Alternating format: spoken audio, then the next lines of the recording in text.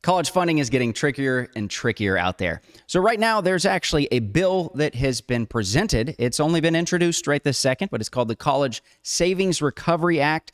That would allow you to take your 529 and put that money into a Roth IRA. You could actually roll the money into the Roth, which would be pretty sweet to do that. But since that's just introduced, we can't really look at that as much right this second. But let's go ahead and take a look at the myth and a hack that you could do to help with the FAFSA. Hey, it's Eric with Jazz Wealth Managers, where we don't just invest your dough. We like to educate you on your dough. A lot more people are having the problem of having to pay out of pocket for college purposes for their children right this second. And it's getting confusing. The FAFSA is confusing. All of the different strategies are confusing. And there's a big myth that's been going around.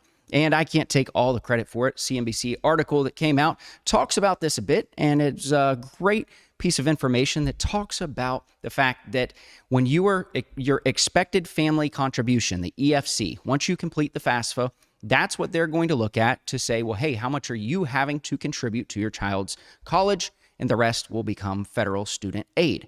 So with that being said, the 529 plans that are out there, if you have that, it's in your name, your child's the beneficiary, and you've been saving all along, people are saying that it counts a massive amount against you when it comes to filling out the FAFSA, and it's going to basically put it to where you can't get any money for federal student aid.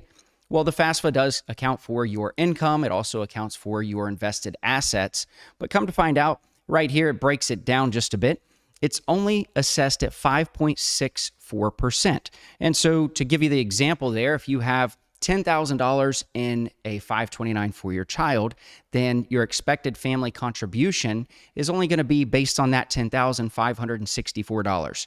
It's not going to say that, hey, you have to contribute the entire $10,000. So that's nice to know. It's a big myth that's been going around. So 529 plans, as though we talk a lot about using a Roth and different strategies there, still not saying that it's not worth it. Now, let me tell you the hack, though. So this is the coolest part about it.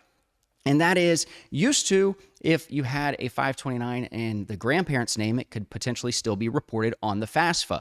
That's not the case anymore. Now, if the grandparent creates the 529 and makes the child the beneficiary, then they are actually able to not have to report that on your FAFSA. So when you're filling that out, it's not going to count against you whatsoever. So that will actually help lower the expected family contribution.